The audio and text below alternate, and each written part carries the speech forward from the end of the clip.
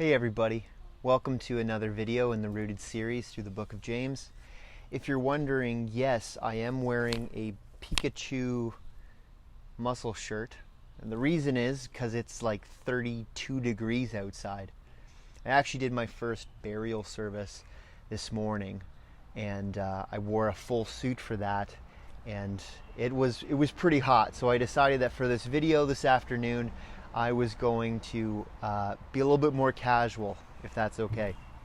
So we're working our way through the book of James, and we're getting real close to the end here. We only have a few videos left, and James is really trying to hammer home some of the things that he actually was talking about very early on. If you guys remember the first couple of videos we did, we were talking about this whole idea of being patient even when we're suffering, right? Even when things aren't going the way we want them to, that we need to be patient and endure those difficult times. And so we get into that today. So we're in James chapter 5. We're starting in verse 7 and going through verse 11. So let's read that. Let's read that right now. Okay.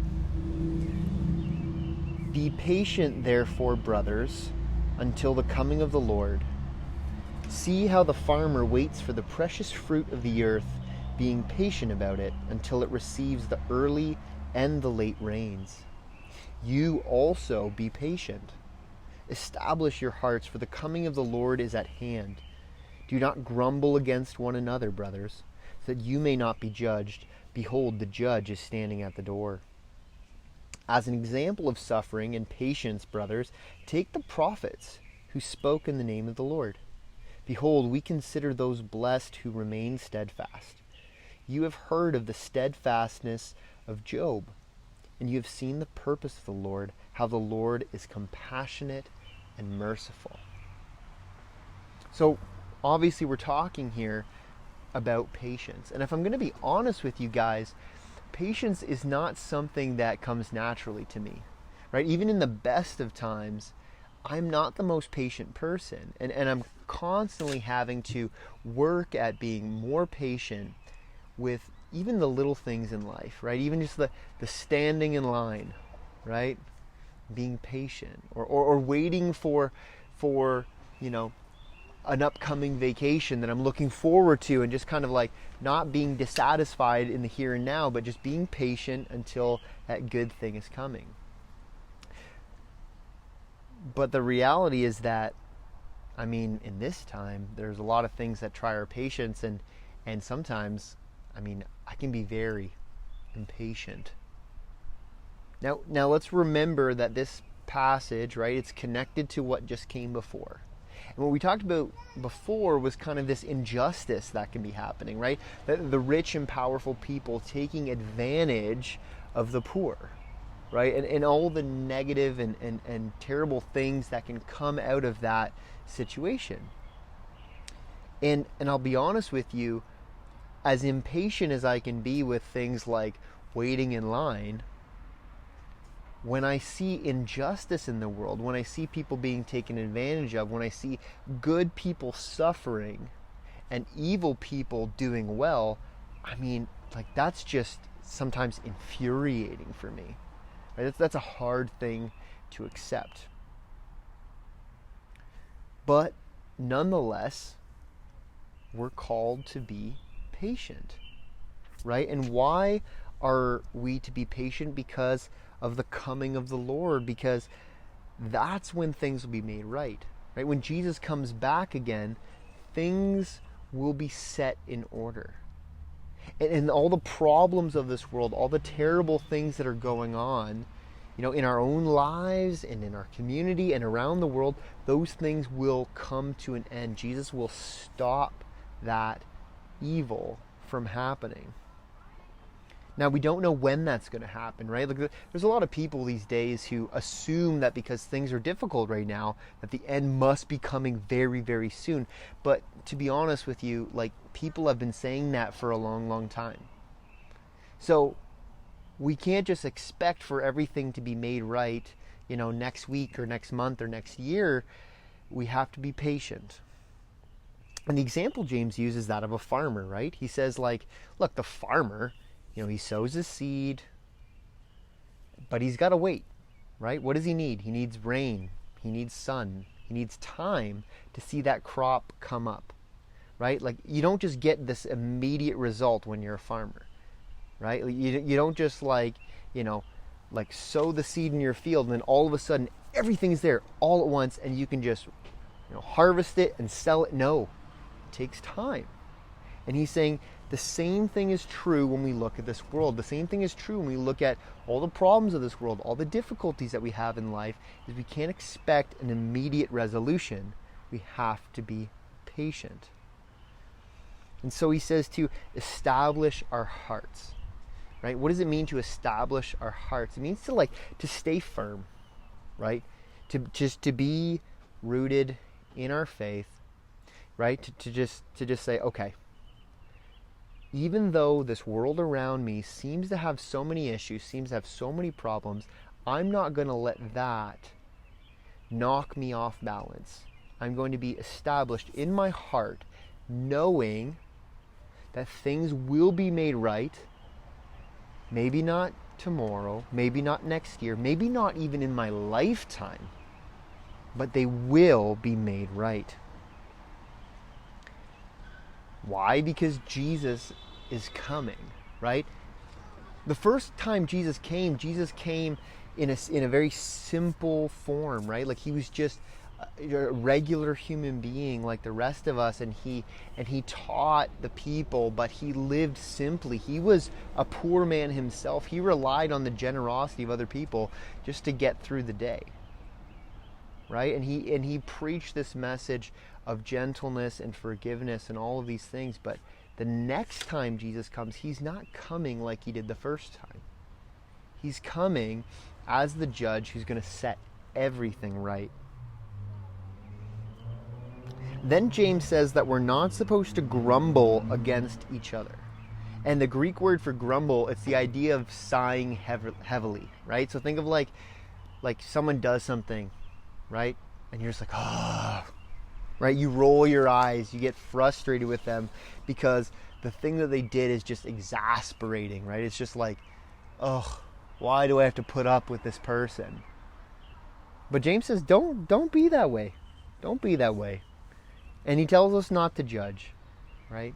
And then these passages about, judge not, they're really about not applying unfair standards to other people. Like, we can be able to judge between right and wrong. There are good things and bad things. There are right ways and wrong ways. But he's saying, look, when people are frustrating you, don't just jump to judging them, right? Because if we apply those exact same standards to you and to your behavior, how would you measure up, right? So often the things that frustrate me most about other people are actually the things that are wrong with me, right? Like, I get frustrated with people who are pushy.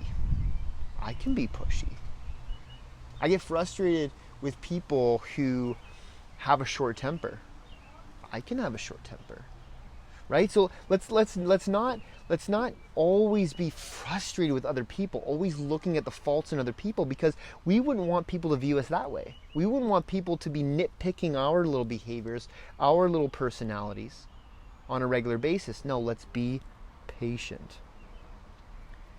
And then he uses another example. So the first example was the farmer. The second example are the prophets. Now, we think of the word prophet, and we think of the prophets of the Bible as being these powerful people who heard from God and did miracles and did all these amazing things and wrote the scriptures and all this stuff.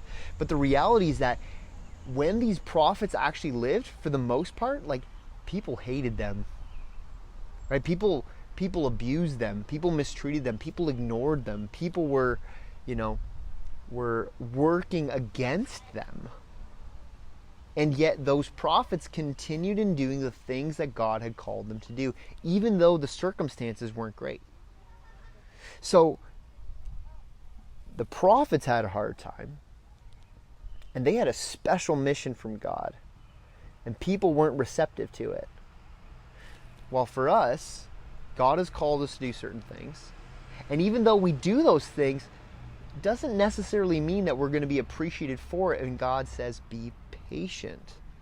Look to that example, right? Look to the farmer, things take time. Look to the prophet, people will oppose you. But that doesn't mean that your job is any different. And he uses specifically the example of Job. And if you don't know the story of Job, Job had a really rough time. This is a guy who initially had everything, and then everything was taken from him. And he cried out to God and said, God, why are you allowing all these terrible things to happen? But ultimately he discovered that God had a plan, right? Now he didn't get an exact reason as to why all these terrible things were happening in the here and now, right? Like God didn't just say, oh, well, this happened because of this, and this happened because of this. But he was led to understand that the God who controls the whole universe, he understands what's going on. He's in control of what's going on, right? And we don't always need to question him, question whether he is good, whether he is wise, whether he is loving, just because things don't seem to be going so well for us right now. We have to be patient, right? And so we have to see that there is a purpose, right? And James actually says that. He says, you have seen the purpose of the Lord. Now, maybe we haven't seen that purpose in the difficulties that we're going through now, but if we look back in time, if we look at the people who lived in the time the Bible was writing, or even just in history since then, we know that even though there are these difficult circumstances, that God has a purpose for these things. Like he's working through these challenging times to do good things. And so we know that God does things that are for our benefit, really, in the long term, but sometimes in the short term, we just don't see it. But we have to trust in his plan. And the last thing that James writes is he tells us something about God. He says that the Lord is compassionate and merciful. And let's remember two things when we read compassionate and merciful. First off, remember this. In his compassion, he sees that you're going through difficulties, right? He sees the challenges that you face. Maybe it's a situation where your parents are split, right? And you have to deal with all the challenges and difficulty with a divorced family. I know all about that. My mom's divorced twice. I've had my family torn apart multiple times. That's hard. And when you're in the midst of it, you're like, why is this happening? Maybe it's a different situation, right? Maybe it's a situation with work. Maybe you thought you had this job lined up and all of a sudden the rug got pulled out from underneath you and suddenly you don't have that opportunity anymore. That's a real thing too. I've been there too. It's not an easy time to be in, and you question, you're like, what is going on, God? Why are you letting this happen? And there are countless other things. Maybe we're struggling with depression or anxiety. Maybe there's, other situations, whether it's social or physical or mental or whatever it might be, that are weighing heavy on us. But what do? We trust that God is good. And that God knows what's going on and that he cares for us. He sees it and he knows. Jesus, when he lived on the earth, right? He's God in flesh. Like, he dealt with difficulty. He dealt with being in need. He dealt with being betrayed. He dealt with being hated. He dealt with people who were fake towards him and getting burned by that. That was something that he knows, so he's compassionate. But the second thing we need to remember about God being compassionate and merciful is that he's also compassionate and merciful towards evil people. And guys, if we're being honest, we're all evil people.